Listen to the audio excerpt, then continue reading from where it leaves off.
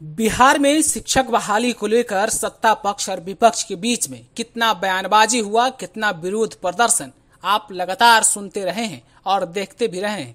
लेकिन आखिरकार बिहार में शिक्षक बहाली की प्रक्रिया जारी है और आवेदन करने के अपने आखिरी मुकाम पर पहुंचने वाली है।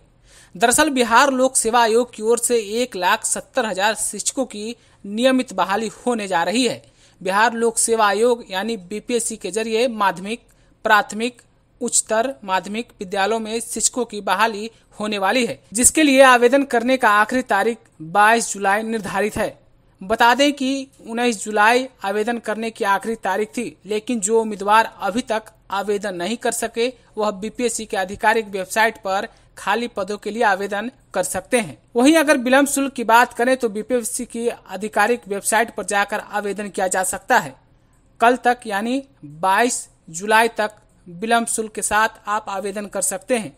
इसी तरह शिक्षक अभ्यर्थी बहाली में अनारक्षित पुरुष उम्मीदवारों के लिए भी अधिकतम आयु सीमा 37 वर्ष रखी गई है, जबकि पिछड़ा वर्ग, अत्यंत पिछड़ा वर्ग महिला और अनारक्षित महिला के लिए अधिकतम आयु सीमा 40 वर्ष निर्धारित की है।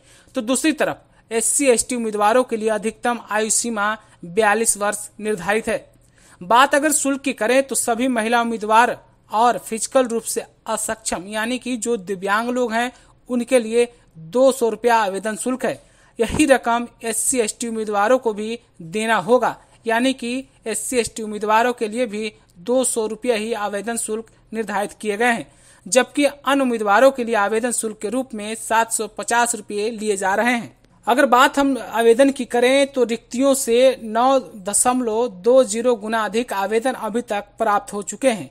अगर बात बिना विलंब शुल्क के आवेदन की करें तो अंतिम दिन शाम 6 बजे तक प्राथमिक शिक्षक के पदों पर नियुक्ति के लिए रिक्तियों की भरमार जो आवेदन रहा काफी ज्यादा रहा है।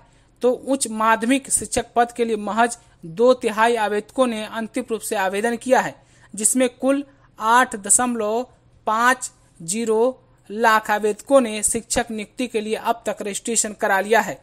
इधर फॉर्म भरकर और परीक्षा शुल्क का भुगतान कर 9.92 लाख आवेदकों ने अंतिम रूप से अपना आवेदन प्रक्रिया संपन्न करा लिया है। प्राथमिक, माध्यमिक और उच्च माध्यमिक तीनों श्रेणियों को मिलाकर रिक्तियों की कुल संख्या 1,70,446 है, जो कि मैंने आपको शुरुआत में ही बता दिया था। हालांकि आवेदन करने के अंतिम 6 घंटे और गुरुवार से विलंब शुल्क के साथ आवेदन करने के लिए दिए गए अगले 3 दिनों कुल आवेदकों की संख्या बढ़कर 9 लाख के पार होने की संभावना जताई जा रही है। इसी के साथ प्राथमिक शिक्षक की नियुक्ति के लिए दिए गए आवेदनों का अनुपात भी बढ़कर 10 गुना हो सकता है। इधर शिक्षक बहाली में 16,000 पदों पर ही दूसरे राज्य के अभ्यर्थी अभी तक आवेदन कर सके हैं। राज्य सरकार की ओर से दूसरे राज्यों के अभ्यर्थी को भर्ती की प्रक्रिया में भाग लेने के लिए दी गई डोमिसाइल नीति की सुविधा के तहत साफ कर दिया गया है कि दूसरे राज्य के अभ्यर्थी को मात्र 16,000 पदों पर ही नियुक्ति दी जाएगी, यानी कि बहाली की प्रक्रिया में 16,000 सीट बिहार के दूसरे राज्य के अभ्यर्थियों के लिए दिया गया है। वहीं राज्य के अस्थायी निवासी होने का लाभ यहाँ के स्थानीय छात्रों को, अभ्यर्थियों को मिलने वाला है। अगर बात दूसरे राज्य के अभ्यर्थियों की अनारक्षित वर्ग में आवेदन की करें तो बिहार को छोड़कर अन्य राज्यों में STET की परीक्षा नहीं ली जाती है।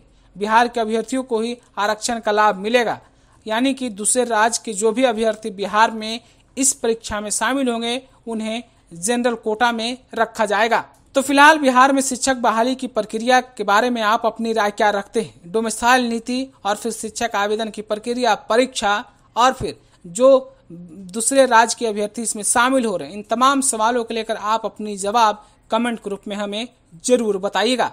दूसरी खबर के लिए बने रहिए लाइव बिहार के साथ। आपका बहुत बहुत शुक्रिया। लाइव बिहार यूट्यूब पर सब्सक्राइब और फेसबुक पर लाइक जरूर करें।